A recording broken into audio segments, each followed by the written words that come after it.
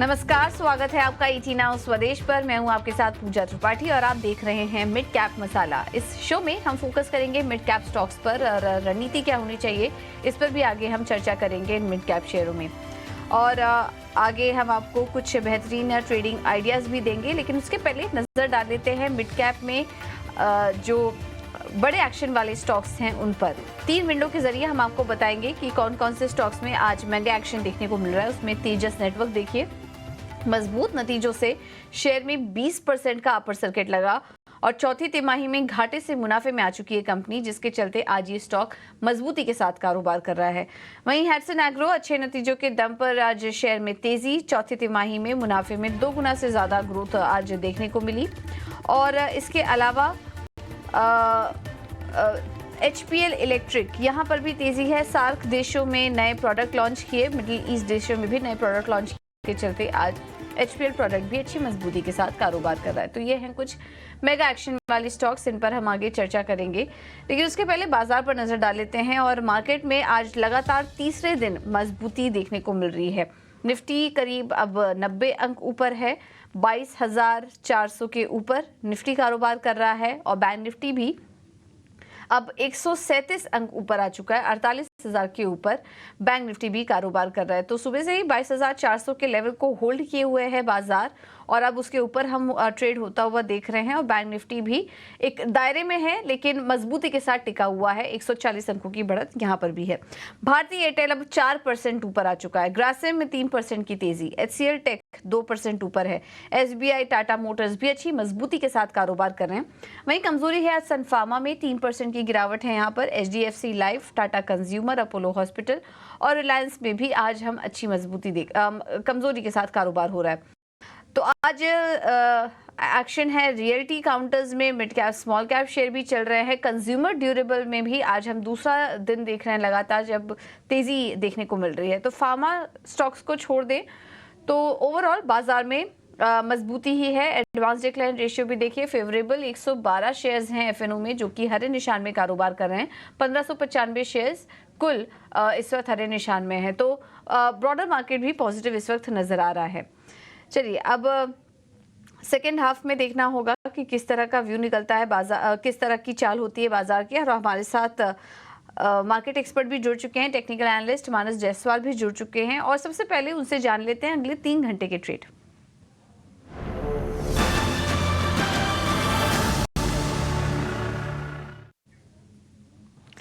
Manas ji, thank you so much ET Now Swadesh को समय देने के लिए। बताइए कैसे ट्रेड करें अगले 3 घंटे के लिए, किस तरह की चाल आप देख रहे हैं, क्योंकि अभी तक तो मजबूती टिकी हुई है, यहाँ से और तेजी आप देख रहे हैं? नमस्कार पूजा जी।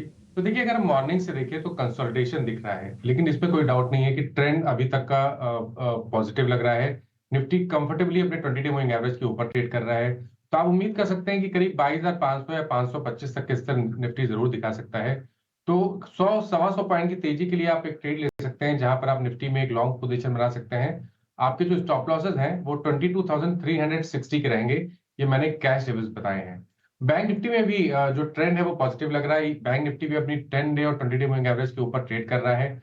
आई थिंक यहाँ पर थोड़ा इंतजार करिए। अगर 48,100 के ऊपर बैंक निफ्टी ट्रेड करना शुरू करे तो 47,900 के स्टॉप लॉस से आप एक लॉन्ग साइड भी ट्रेड ले सकते हैं बैंक निफ्टी में भी, जहां आपके टारगेट 48,600 के आसपास के रहेंगे। बिल्कुल, तो ये है सलाह निफ्टी और बैंक निफ्टी पर। लेकिन चलिए अब मिड कैप स्टॉक्स पर भी एक बार जरा नजर डाल लेते हैं, वहां पर का एक्शन बन रहा है, क्योंकि आज हम काफी अच्छा मोमेंटम वहां पर देख रहे हैं। और small cap shares, small cap index जो है वो तो अपने रिकॉर्ड ऊंचाई के पास कारोबार कर रहा है। तो किन स्टॉक्स में एक्शन है एक बार ये समझ लेते हैं, उसके बाद मानस से समझेंगे कि उनका इस वक्त मिड कैप और स्मॉल कैप शेयरों पर क्या राय बन रही है। अंश हमारे साथ जुड़ चुके हैं पूरी जानकारी लेकर। अंश, गुड आफ्टरनून, बताइए इस वक्त मिड कैप में कहाँ पर एक्शन है? जी बिल्कुल, अगर मिड कैप थीम स्टॉक्स की बात करें तो कंस्ट्रक्शन स्टॉक्स में काफ़ी अच्छा एक्शन दिख रहा है, क्योंकि एक्चुअली निफ्टी रियलिटी आज टॉप सेक्टोरल गेनर है, जो कुछ 2.5-2.6% की के साथ ट्रेड कर रहा है। इस वजह से वही पॉजिटिविटी हमें कंस्ट्रक्शन स्टॉक्स में भी नजर आ रही है। इस लिस्ट में देखें तो मैक्रोटेक डेवलपर, जेपी एसोसिएट और वेस्कॉन इंजीनियर्स जैसे स्टॉक नजर आ रहे हैं। साथ ही साथ केमिकल स्टॉक्स में भी अच्छा एक्शन देखने मिल रहा है। इस लिस्ट में हमें सुदर्शन केमिकल, अल्काइन माइंस और किरी इंडस्ट्री जैसे स्टॉक नजर आ रहे हैं। मिड कैप गेनर्स की बात करें तो सबसे पहले वोडाफोन आइडिया नजर आता है, जो कि एफपीओ की खबर के चलते इसमें अच्छी तेजी नजर आ रही है। दूसरा स्टॉक हमारी लिस्ट में बीएसई का है, जिसने कुछ 12 सेशन की कंसोलिडेशन से ब्रेकआउट दे दिया है और पहली बार 3000 मार्क के ऊपर ट्रेड करता हुआ नजर आ रहा है। इसके साथ साथ मैक्रोटेक डेवलपर्स और मैस्गॉट डॉक जैसे स्टॉक्स भी इस लिस्ट में शामिल है। मिड कैप लूजर्स की बात करें तो इस लिस्ट में हमें एमएनएम फाइनेंस सबसे पहले नजर आता है। दरअसल इस पर खबर भी है, कंपनी ने यह बताया कि उनके एक ब्रांच में करीबन 150 करोड़ का फ्रॉड हुआ है, जिसके चलते स्टॉक में बिकवाली हो रही है। इसके साथ साथ ओएफएसएस और यूनियन बैंक और साथ ही साथ एल्कम लैब में भी बिकवाली नजर आ रही है।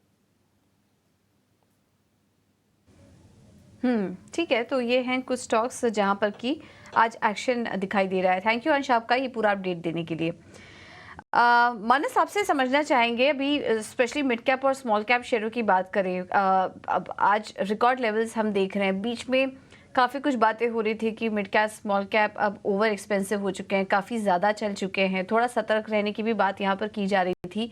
लेकिन जैसे ही बाजार में रिकवरी अब वापस लौटी है, मिड कैप कैप और ज्यादा तेजी से चल रहे हैं। आज मिड कैप इंडेक्स देखिए 525 अंक ऊपर है, स्मॉल कैप अपने रिकॉर्ड लेवल्स पर कारोबार कर रहा है। पिछले 2-3 दिनों से यहाँ पर अच्छा मोमेंटम बना हुआ है।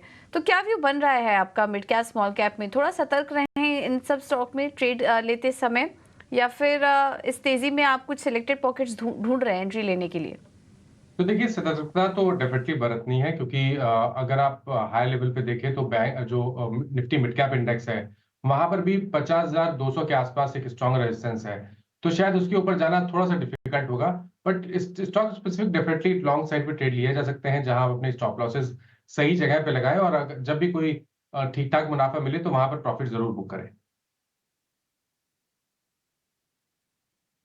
ठीक है, तो ये है सलाह mid cap small cap stocks में मौका मिले तो मुनाफा जरूर बुक करिए, ये सलाह आपके लिए।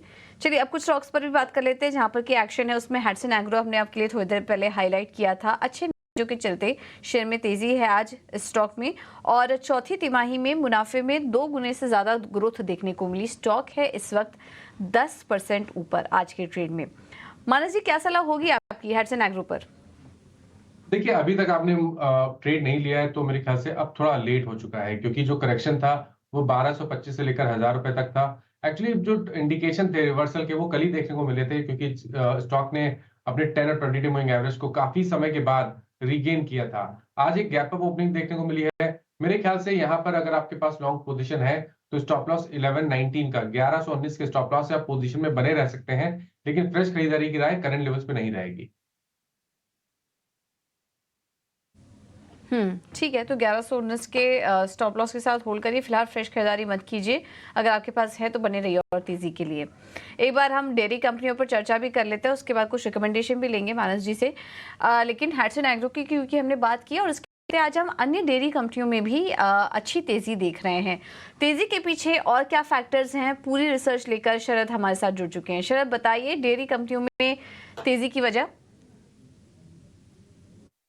जी बिल्कुल, डेयरी स्टॉक्स में जो है एक अच्छी उछाल देखने मिली है। हाटसुन एग्रो ले लीजिए, दोदला डेयरी ले लीजिए, इन स्टॉक्स में जो एक अच्छा मूवमेंट आया है, स्टॉक्स में तेज़ी आई है। 7 से लेकर 11% से जो अच्छा उछाल देखने मिला है। इवन पराग मिल्क और हेरिटेज फूड्स में भी वॉल्यूम्स में स्ट्रेंथ आई है। तो इंडस्ट्री के क्या अहम ट्रिगर हैं डेयरी इंडस्ट्री के, उसको मैं बता देता हूँ। सबसे पहला है कि जो इनलाइन Q1 नंबर्स आए थे हाटसुन एग्रो के, कल जो था ये नंबर्स आया था। इसके अलावा जो समर सेल्स है वो भी एक्सपेक्टेड कि ज़्यादा होगा, क्योंकि एक्सटेंडेड समर की जो है एक्सपेक्टेशंस है। कैपेसिटी एक्सपेंशन भी डेयरी कंपनीज कर रहे हैं, और जो वैल्यू एडेड प्रोडक्ट होती है जो हाई मार्जिन वाली, उसमें भी जो है बुलिश नज़रिया ब्रोकरेजेस का देखने मिला है। और जब वैल्यू एडेड प्रोडक्ट्स आती है तब प्राइवेट प्लेयर्स जो है कंसोलिडेशन के कारण उनकी मार्केट शेयर भी बढ़ती है।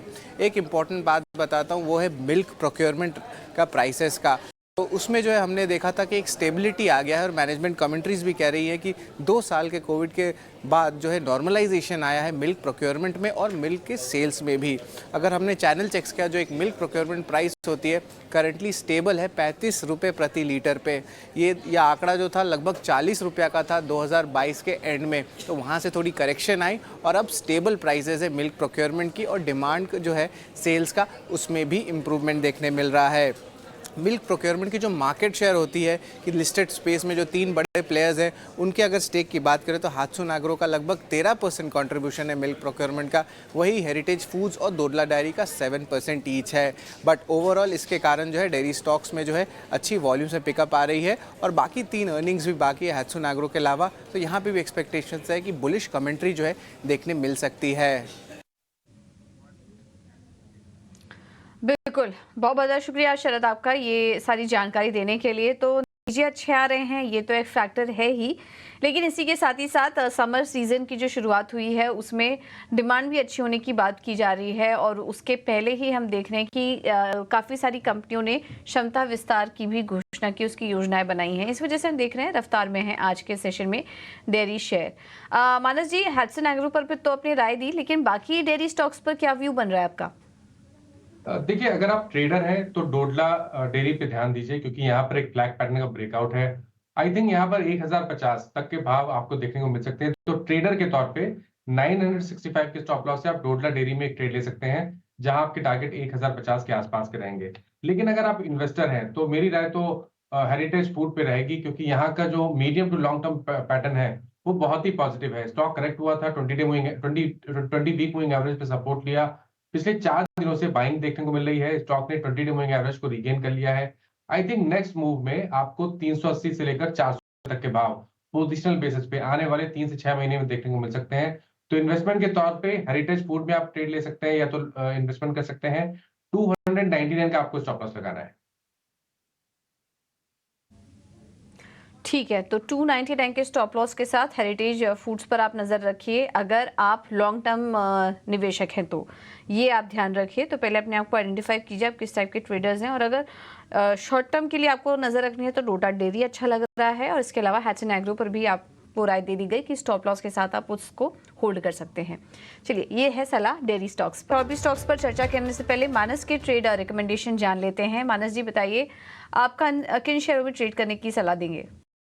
तो देखिए, सबसे पहले तो एबी कैपिटल पे ध्यान देना है। वहां पर एक फ्लैग पैटर्न का ब्रेकआउट देखने को मिला है। मैंने स्टॉप लॉस और टारगेट थोड़े से रिवाइज किए, क्योंकि जब मैंने दिए थे तब प्राइस कुछ और थे। तो ऑलरेडी स्टॉक मूव हो गया है, लेकिन अभी भी आप करंट लेवल्स पे भी खरीदारी कर सकते हैं। 207 रुपए 207 के स्टॉप लॉस से आप एबी कैपिटल में खरीदारी कर सकते हैं। टारगेट 225 रुपए के आसपास के रहेंगे। दूसरा स्टॉक अंबुजा सीमेंट का है, जहां पर स्टॉक ने अपने 20 डे मूविंग एवरेज पे सपोर्ट लिया था। बाइंग इंटरेस्ट देखने को मिला है। आई थिंक ये यहाँ पर ट्रेंड अभी भी पॉजिटिव बना हुआ है। तो 624 के स्टॉप लॉस से आप अंबुजा में खरीदारी करिए 655 के टारगेट के लिए। ओके, तो ये हैं दो ट्रेडिंग आइडियाज, अंबुजा सीमेंट और आदित्य बिरला कैपिटल। खरीदारी करने की सलाह। आदित्य बिरला कैपिटल के टारगेट भी रिवाइज हुए, इस पर ध्यान रखें, और अंबुजा सीमेंट 655 के टारगेट्स के लिए आप तेजी करके चल सकते हैं।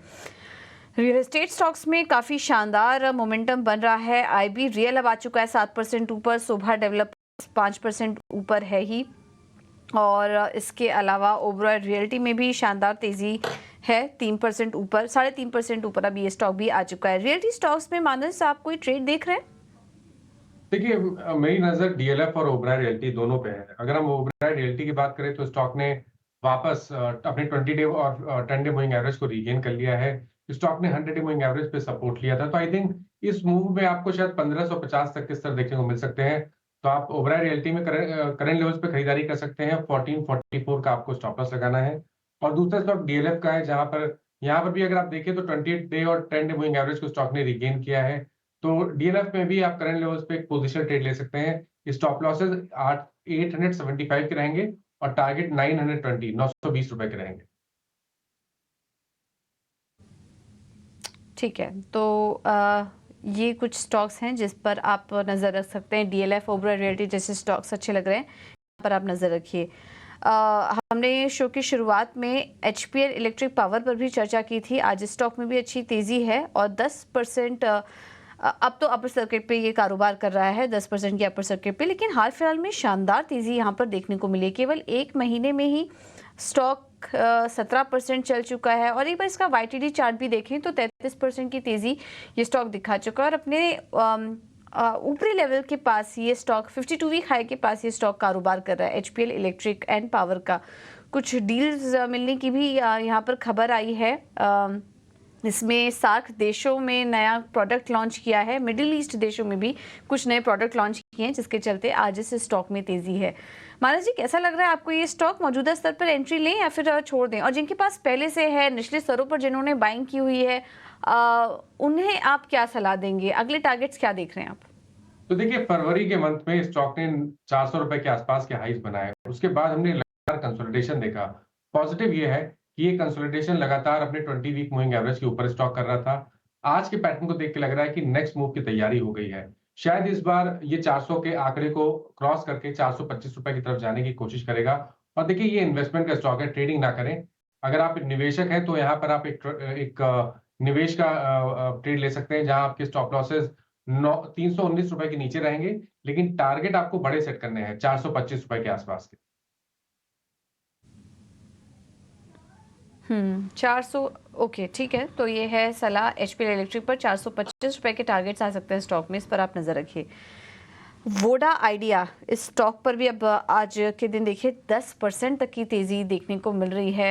एफपीओ खत्म हो चुका है कंपनी का और उसके बाद हम शानदार तेजी देख रहे हैं। वैसे और भी काफ़ी एफपीओ को तो काफ़ी अच्छा रिस्पांस मिला ही, वोडा आइडिया तो चल ही रहा है। उसके चलते जो दूसरे आदित्य बिरला ग्रुप के शेयर्स हैं वहाँ पर भी शानदार तेजी है।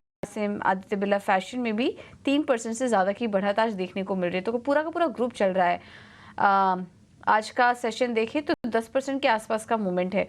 Would idea traders favourite stock रहा है मानस। यहाँ पर काफ़ी सारे लोगों ने बड़े क्वांटिटी में शेयर्स खरीदे हुए हैं। 12% ऊपर है, 14 रुपये के आसपास कारोबार कर रहा है। आप इन स्तरों पर क्या सलाह देंगे? टेक्निकली चार्ट कैसा लग रहा है आपको? और तेज़ी के लिए रुकना चाहिए या फिर जिनके पास है उन्हें मुनाफा बुक कर लेना चाहिए स्टॉक में?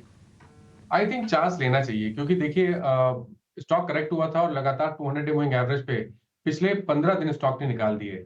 आज एक प्राइस ब्रेकआउट देखने को मिला है, 50 डे मूविंग एवरेज के ऊपर स्टॉक निकला है, काफी बेहतर वॉल्यूम देखने को मिले हैं। तो ऐसा लग रहा है कि स्टॉक ने एक शॉर्ट टर्म बॉटम बनाया है। तो उस लिहाज से आप अपनी पोजीशन में बने रह सकते हैं 12 रुपए 90 पैसे के स्टॉप लॉस से। मेरा समझना यह है कि अगर ये 15 रुपए के ऊपर सस्टेन करेगा तो वापस आपको 18 रुपए 50 पैसे तक के स्तर देखने को मिल जाएंगे। तो ये है सलाह। वोडा आइडिया पर थोड़ा रिस्क लीजिए, लेकिन स्टॉप लॉसेस का ध्यान जरूर रखिए स्टॉक में। ये है सलाह आपके लिए। एमएनएम फाइनेंस को लेकर अपडेट आ रहा है। कंपनी 30 मई को अपने चौथी तिमाही के नतीजे घोषित करेगी। आज होने वाले थे नतीजे कंपनी के, आज आने वाले थे, लेकिन कुछ नेगेटिव डेवलपमेंट हुआ है। नॉर्थ ईस्ट के एक ब्रांच में धोखाधड़ी का मामला सामने आया है और आज नतीजे भी आने वाले थे। तो फिलहाल कंपनी ने उस डिसीजन को टाल दिया और अब 30 मई को चौथी तिमाही के नतीजे आएंगे। उसके बाद देखिए स्टॉक में प्रेशर भी आया। जब ये खबर आई 4.5% नीचे आज ये स्टॉक कारोबार कर रहा है इन नेगेटिव खबरों के चलते। एमएनएम फाइनेंस पर मानस जी क्या व्यू बन रहा है आपका? देखिए, यहाँ पर इस टाइम के जो मूवमेंट है वो काफी कुछ न्यूज ड्रिवन है, तो आई थिंक यहाँ पर कॉल नहीं लेना चाहिए। बट टेक्निकली अगर हम बात करें और किसी के पास लॉन्ग पोजीशन ऑलरेडी है तो ध्यान रखिए 250 पे बहुत ही स्ट्रांग सपोर्ट है एमएनएम फाइनेंस में। अगर स्टॉक 250 के नीचे जाएगा तो आपको डेफिनेटली अपनी लॉन्ग पोजीशन से निकलना पड़ेगा। खरीदारी कहाँ करनी है?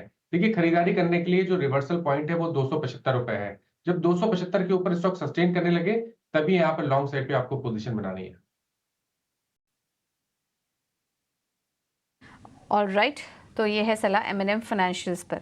चलिए अब आगे बढ़ते हैं और ऑप्शन के जरिए मौके कहाँ दिखाई दे रहे हैं ये समझने के लिए रुक करते हैं हमारे अगले सेगमेंट का, ऑप्शंस के चैंपियन।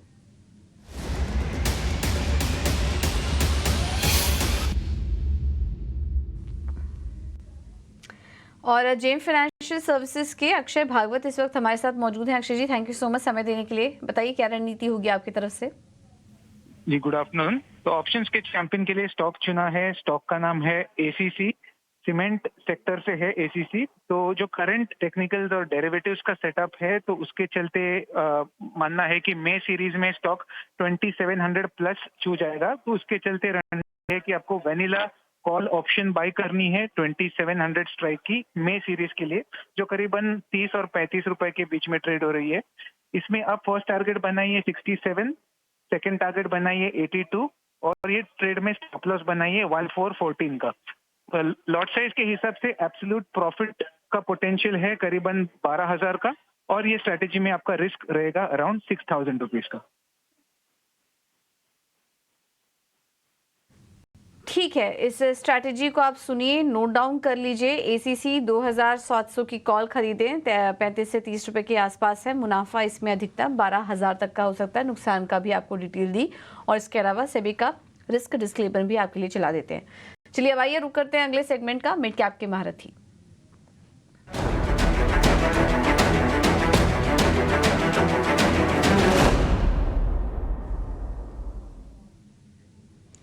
और मिड कैप के महारथी बताने के लिए हमारे साथ मौजूद हैं एसबीआई सिक्योरिटीज से सनी अग्रवाल। सनी जी, थैंक यू सो मच। बताइए आज का महारथी शेयर कौन सा होगा आपकी तरफ से? या गुड आफ्टरनून। आज का मेरा पिक रहेगा स्टार सीमेंट लिमिटेड। सीमेंट ये कंपनी है, करंट मार्केट प्राइस 225 के आसपास है और मेरा प्राइस टारगेट रहेगा 300 का with investment horizon of 12 month. अगर हम कंपनी के कारोबार की बात करते हैं तो company one of the largest player है नॉर्थ ईस्टर्न बेल्ट में, जिनका इनका 23% मार्केट शेयर है। इनका जो बेसिकली ग्रोथ ड्राइवर है वो है कैपेसिटी एक्सपेंशन। तो इनकी जो करंट क्लिंकर और सीमेंट की कैपेसिटी 2.8 मिलियन टन और 7.7 मिलियन टन है, ये बढ़ करके हो जाएगी 5.8 और 9.7 मिलियन टन बाय FY26। इसके चलते हमारा ये मानना है कि कंपनी की जो वॉल्यूम ग्रोथ है वो तकरीबन 20% की रहेगी अगले 2 साल में, और उसके सामने इंडस्ट्री की जो ग्रोथ है 7 से 8% की रहेगी। तो कहीं ना कहीं एक क्लियर आउट परफॉर्मेंस हम कंपनी में आते हुए देखेंगे। नॉर्थ ईस्ट में प्लांट होने का एक एडवांटेज ये भी है कि इन्हें कहीं ना कहीं एक इंसेंटिव मिलता है गवर्नमेंट की ओर से, जिसके चलते हुए इनके जो ऑपरेटिंग प्रॉफिट है वो काफी हेल्दी रहेंगे अगले 2 साल। अगर हम ROE ROCE की बात करते हैं तो आई थिंक 17-18% की ROE ROCE कंपनी जनरेट करती है। अगर हम पैट की बात करें तो हमारा ये मानना है कि जो कंपनी का पैट है 60% के से ग्रो होगा FY24 से 26 के दरमियान, और ये कंपनी 450 करोड़ का प्रॉफिट दर्ज करेगी FY26 में। वैल्यूएशन के लिहाज से भी रिजनेबल है, 11 टाइम्स FY26 EBITDA पे मिल रहा है। तो मेरा प्राइस टारगेट रहेगा 300 का with an investment horizon of 1 year in star cement. और एक मेरा दूसरा पिक रहेगा होटल सेगमेंट से, जो कि रिसेंटली लिस्टेड कंपनी है द पार्क होटल के नाम से, APJ सुरेंद्र पार्क लिमिटेड के नाम से भी जानी जाती है। ये कंपनी ने रिसेंटली जो IPO से 500 करोड़ रुपए मोबिलाइज किए थे, उसके चलते इनका जो डेट है वो कहीं ना कहीं पूरा रिपे हो जाएगा, और उसके चलते हमें लगता है कि कंपनी का जो इंटरेस्ट कॉस्ट है सालाना 50 से 60 करोड़ कहीं ना कहीं सेव हो जाएगा, और ये FY25 में ये नंबर्स हम आते हुए देखेंगे। अगर हम ये जो इंटरेस्ट कॉस्ट की सेविंग है और जो कंपनी का जो करंट पैट है 50 करोड़ का, ये जोड़ लेते हैं तो तकरीबन 100 करोड़ का प्रॉफिट जनरेट करने की क्षमता रखती है FY25 में। At current market price company का market cap close to 3500-4000 crore के आसपास है, और at the same time company की जो कीज है ये अगले 4 से 5 साल में डबल होगी। 2200-2300 कीज हैं, ये डबल हो जाएगी। इनका जो फ्लरीज ब्रांड है बेकरी का, काफी पॉपुलर ब्रांड है नॉर्थ बंगाल में, तो वो वहां भी कहीं ना कहीं हम देख रहे हैं कि जो आउटलेट है वो डबल होते हुए दिखेंगे। काफी एक प्रॉफिटेबल बिजनेस है। इसके चलते मुझे लगता है कि एक रीजनेबल वैल्यूएशन है, कंजम्पशन का प्ले है होटल इंडस्ट्री पे जी, with price target of 250 medium to long portfolio में ऐड करना। जी बिल्कुल Sunny, thank you so much आपका इन रिकमेंडेशंस के लिए। पार्क होटल्स पर नजर रख सकते हैं, 245-290 के लेवल्स यहाँ पर सकते हैं स्टॉक में। मानस जी, सनी जी, आप दोनों का ही बहुत बहुत धन्यवाद आज समय देने के लिए, तमाम स्टॉक्स पर अपनी रणनीति सुझाने के लिए। फिलहाल इस शो में इतना ही।